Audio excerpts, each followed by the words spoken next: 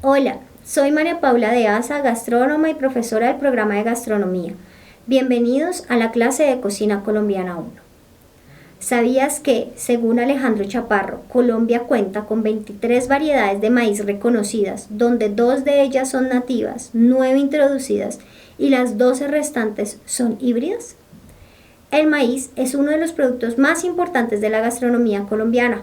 Es originario de América Latina y de ahí su frecuencia de uso en las diferentes preparaciones de la gastronomía colombiana. Dentro de los tipos de maíz más recurrentes en las mesas colombianas se encuentran la mazorca o maíz desgranado, que hace referencia al maíz tierno y fresco, usado para preparaciones como arepas de choclo, envueltos y tortas de mazorca. El maíz peto, el cual es un grano dentado, es decir, que tiene forma de diente. Puede encontrarse de color amarillo o blanco, ha sido pelado y partido por medio de un proceso mecánico llamado trillado. Es un grano que se encuentra normalmente seco, se usa para harina o si se usa un completo, debe ser remojado con anterioridad para ser cocido como cualquier otro grano. Y el maíz polvo, el cual es un grano de mayor tamaño, más redondo y que suele ser pelado por medio de una solución alcalina. Es un grano que cocido suele ser usado para hacer arepas, mazamorras y la harina para espesar las sopas. Este proceso de pelado por medio químico ha sido utilizado por miles de años e implementado por las comunidades indígenas que habitaban en América antes de la conquista española. Conocido como nixtamalización, consiste en el remojo y cocción del maíz en un medio alcalino, tradicionalmente usando cenizas entre un 3 y un 10%. Este procedimiento busca retirar la capa exterior del maíz, conocida como pericarpio, que no es digerible por el estómago humano. El grano de maíz tiene 3 partes principales. Una es el germen, que es el centro del grano, en donde se encuentra la mayor cantidad de proteína. Otra es el endospermo, que es la parte más abundante del grano, donde se encuentra el almidón. Y por último se encuentra el pericarpio, que es la capa externa del grano, que está compuesta por un gran porcentaje de fibra no digerible. De ahí la importancia del proceso de nixtamalización o trillado del maíz, que retira esta capa para permitirle al estómago digerir el maíz.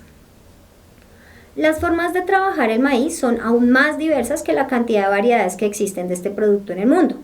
Sin embargo, en Colombia existen 3 puntos de cocción en los que se puede resumir su uso en la gastronomía nacional.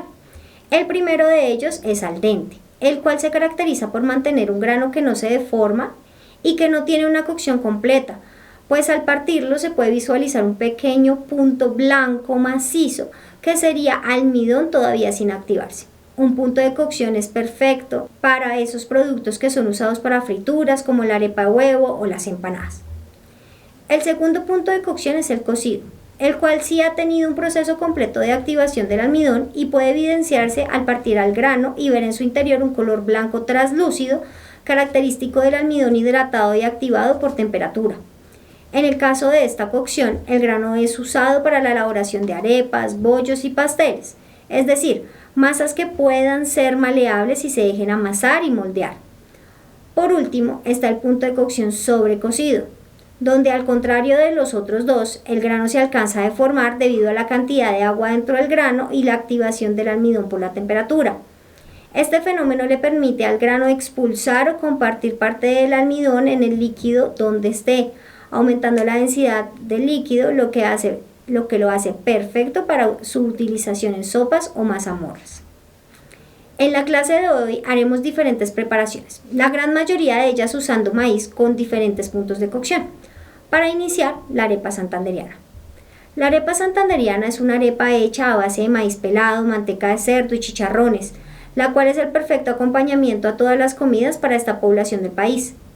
Para su elaboración debe remojarse el maíz previamente por 24 horas o hasta 36 horas en una solución alcalina de 1% de cal o del 3 al 10-15% de cenizas, dependiendo del origen de la ceniza, para luego cocinarse con ese líquido por un periodo de 3 a 5 horas en una olla normal o de 2 a hora y media en una olla express. Cuando el grano esté cocido, se retira del fuego, se decanta y se debe lavar muy bien para retirar los restos de cal o cenizas que pueden tener los granos.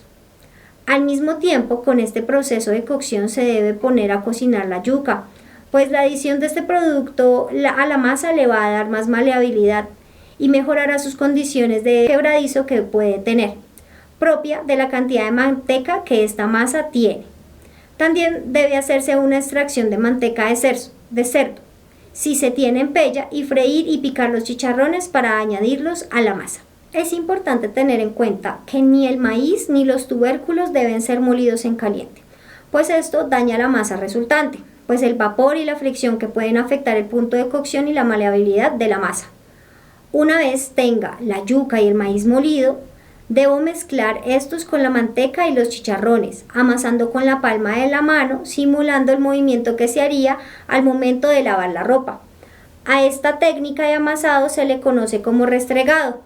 Mientras se realiza este movimiento, se debe añadir sal gradualmente para favorecer el proceso de amasado, el cual terminará una vez la masa tenga una textura suave y homogénea.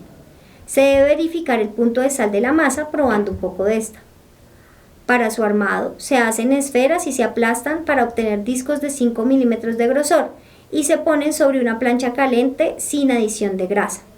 Tradicionalmente, estas arepas son de gran tamaño y se cortan en triángulos para compartir. En la clase se hará en una versión más pequeña para favorecer la participación de cada uno de ustedes. Dulce arepa. La dulce arepa es una arepa frita que se encuentra en Boyacá y Cundinamarca. En este último, en los municipios cercanos al departamento de Boyacá. Es un snack que suele encontrarse en los puestos en la calle. Se suele elaborar con maíz trillado amarillo y están rellenas de queso y bocadillo. Son consumidas como onces o medias nueves. Para su elaboración, se cocina el maíz trillado amarillo previamente rebojado hasta llegar a un punto de cocción al dente. Una vez esté en este estado, se debe decantar, dejar enfriar y moler. Una vez molido, se debe amasarse con azúcar usando la técnica de restregado explicada previamente. Se debe amasar hasta conseguir una textura suave y homogénea y se debe rectificar su sabor probando un poco de su masa. Hay que tener en cuenta que la masa debe quedar un poco más dulce de lo deseado, pues después del proceso de fritura es posible que pierda algo de potencia del dulzor. Para el relleno, debe rallarse el queso y el bocadillo. Si se prefiere, también puede cortarse el bocadillo en pequeños cubos. Esto con el fin de facilitar el proceso de armado de las arepas. Para armar las arepas, se toma un poco de la masa, se arma una pequeña totuma o canado y se pone en el centro del orificio el queso y el bocadillo, siempre siendo consciente que la cantidad que agregue permita el cerrado de la arepa. Para sellar la arepa, junto los extremos con las yemas de los dedos, presiono para juntas los dos lados. Por último, termino de formar una arepa gruesa o una esfera aplanada. Para terminar la arepa, debo freír en fritura profunda en un aceite a 180 grados centígrados de temperatura para que la corteza de la arepa esté crocante y haya cambiado a una tonalidad un poco más oscura. Mazamorra antioqueña o peto. Es considerada una sopa o bebida fría o caliente a base de leche con maíz, peto o trillado blanco, que puede tener adición de panela o queso de acuerdo con la versión que se esté realizando. Consumida principalmente en Antioquia y el eje cafetero, se puede encontrar en la gran mayoría del territorio colombiano, siendo muy común ver personas por la calle promocionándola y vendiéndola por las calles de la ciudad. Para su elaboración, se debe dejar en remojo el maíz blanco trillado y luego ponerlo a cocinar en una olla sin azúcar, con canela y clavos, por 2-3 horas o por 1 hora y media en una olla express. Cuando el grano esté cocido, se agrega la leche y se deja cocinar por el tiempo que haga falta para que el grano se explote, es decir, se sobrecocine, y espese además el líquido de cocción. Si el grano no logra expresar lo suficiente la mazamorra, se recomienda licuar un poco de líquido de cocción y parte del maíz cocinado y retornarlo a la olla para continuar con la cocción y obtener una textura mucho más viscosa propia de esta preparación. Para consumirla se puede añadir el azúcar o panela al tiempo con la leche en la cocción o poner la panela rallada al momento de servir junto con el queso rallado. Revoltillo de pollo. El revoltillo es una preparación hecha a base de huevos revueltos con hogao, incluyendo los verdes de la cebolla y una proteína que suele ir desmachada o ripiada. En la clase de hoy se elaborará un revoltillo de pollo.